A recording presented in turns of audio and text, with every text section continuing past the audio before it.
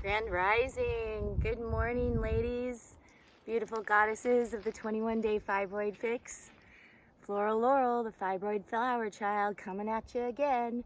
And I just wanted to really quickly talk about the cleaning products I use in my home. Part of shifting into looking at the world through a more natural view and looking at the world more like Gaia, like a living entity, like a living mother, is not bringing chemicals or synthetic chemicals into my home or hopefully into my reality. I've been carrying around this book. It's super faded and old, and I see the price sticker on the back from an old health food store that's not even there now.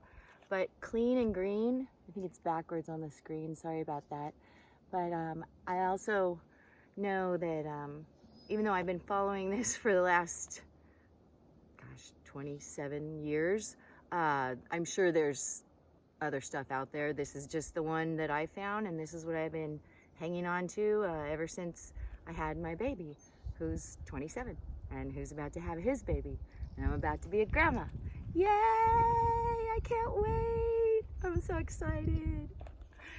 Anyways, I just wanted to recommend this book, Clean and Green, and I also wanted to just tell you about a few things that I do for natural cleaning in the home. I do not scrub with Comet or Ajax. One of the best things that I found in this book is also super inexpensive. You can clean with baking soda. Takes a little more elbow grease. You kind of really got to scrub, and you've got to use a lot more baking soda than you would use of Comet or Ajax, but it makes your sinks so shiny, sparkly clean, so white. I've actually had people ask me, like, what's the secret? What do you do to get your sink so white? And it's baking soda that works the best. Now, to be fair, I forget to use baking soda a lot, and I end up using a lot of Bonami. If you look at any market, any Walmart or Target or whatever, you'll find Bonami. It's a tiny little gold can, and it's like $1 or $2. It's awesome, and it's a natural cleanser that you can use instead of Ajax or Comet.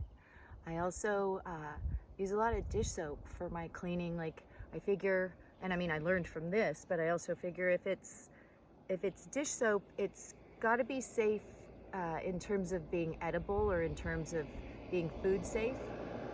Sorry, there's a truck coming. I'm gonna wait.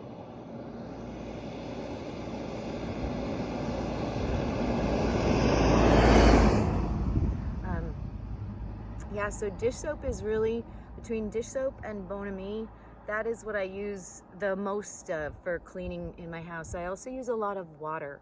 I know nowadays, like, or even back in my childhood when 409 first came out, and I was so impressed, like, oh my gosh, what is this magic in a bottle? But it's basically watered down dish soap, so you can kind of make your own 409 with a little splash of dish soap and a bunch of water. Or you can use, the old-fashioned way of cleaning is to use a lot more water. And water is what I really use to do my dusting. I use a bucket of water to wipe the floors. I don't always use soap even. A lot of times I just use water, and that's what grabs the dirt or the dust. And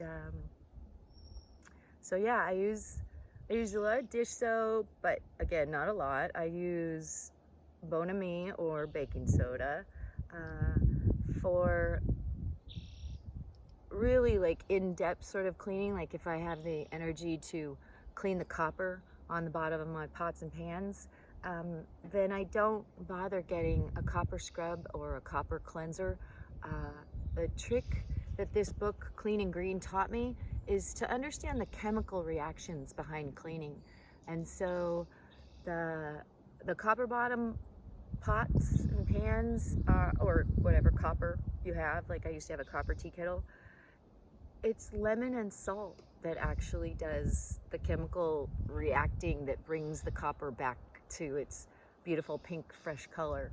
And so if you just make a little shaker or sprinkle a little salt on the bottom of your copper pan, and then take half a lemon and sort of squeeze while you scrub with the lemon. That's what you do, and then your copper will be like sparkling, shining. I recommend Clean and Green because it has all kinds of solutions like that, like for cleaning silver, for cleaning brass. But for the most part, like, I never really get around to doing that level of polishing. I guess the level of polishing that I really get to, like once in a while, I'll get to actually cleaning the bottom of my pots and pans, but then I'm kind of irritated because they're dirty again as soon as I use them, and I don't really keep up on it, to be fair, to be honest. But what I do is I'm a big fan of polishing my furniture. Like, dust for some reason is my nemesis. Somewhere in my 30s I discovered that my house was clean but dusty, and it's the dust that's really hard for me to keep up on. So I really just take a damp rag or even a dry rag, and I dust. You can even get this really cool, I'll see if I can put the brand in the comments. There's a really cool wool duster you can get that's like a handheld, like wool fluff on the end of a brush kind of thing. And oh my gosh, the wool really has some electromagnetic or magnetic properties. It really like grabs all the dust. It's beautiful. My witchy poo friend taught me about that one. But back to polishing the furniture, so easy. I never use Pledge. I don't have to bother with Old English or Pledge. I tend not to use Murphy's oil soap if I need to wash my furniture before I polish it. But Murphy's oil soap, I'm pretty sure, is a Clean and Green product that's recommended. They have all lists of different things for cleaning. They have, oh, here it is, wood furniture. So I'll just read you this page really quick, but it's what I do. I basically take a little bit of olive oil and a little bit of lemon juice or vinegar, and that's polish. That's what you use to clean your furniture or polish your furniture. And the great thing about it too is I discovered this book, like I said, when I had a baby. I was a single mom and I was on welfare, and so I was able to use my welfare stamps and my food stamps to buy my cleaning products. I mean, okay, not the Bon Ami, but that's where I really discovered baking soda, because then my cleaning products are free. But just for example, it says natural ingredient choices for wood furniture cleaning.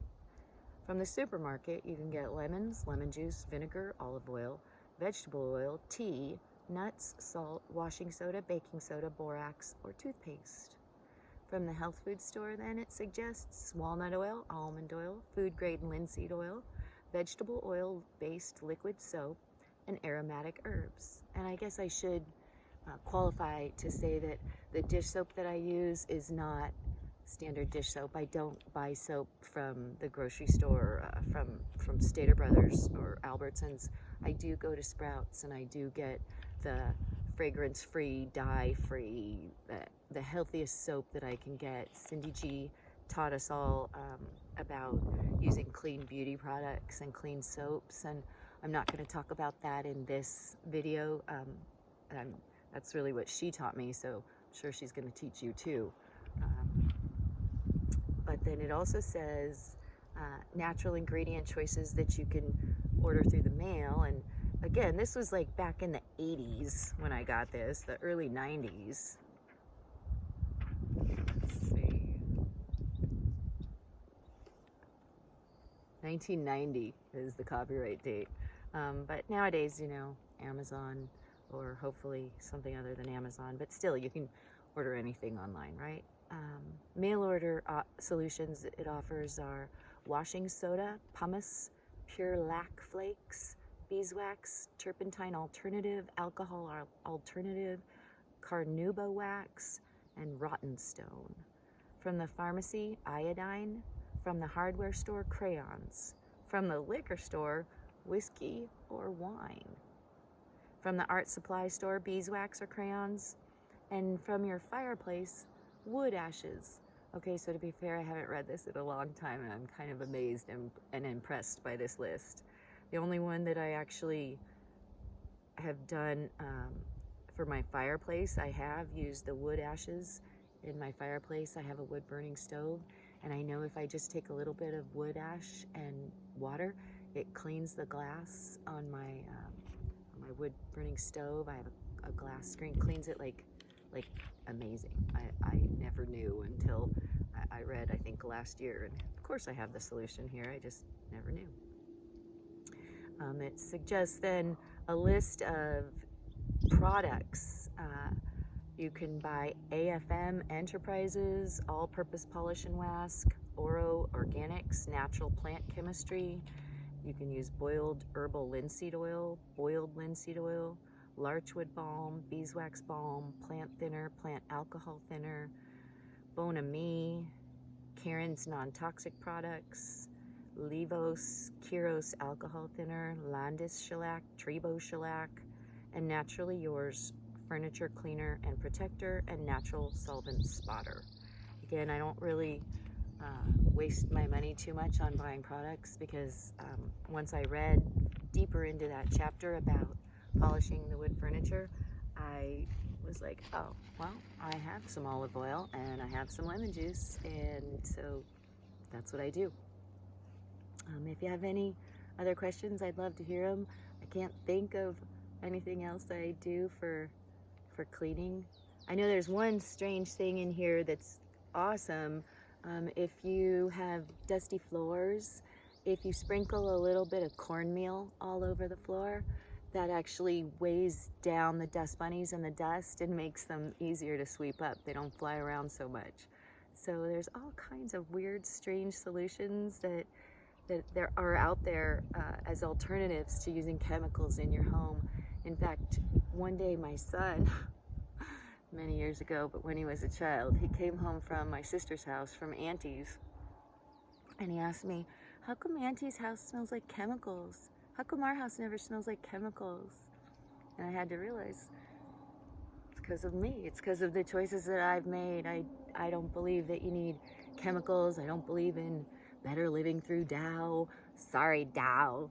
Please don't come after me for saying that, but I think we all know this is the fibroid flower child here, and I've been this way for many years. So I just wanted to share that with you.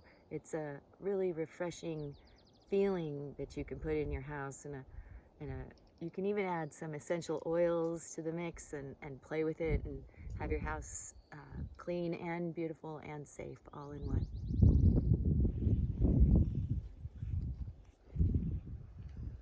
Thank you for this opportunity to stop somewhere in the middle of nature and make a video. I absolutely love you guys. I love this 21-day fibroid fix, and I'm glad you're on this journey with me. Namaste, yo. Mwah.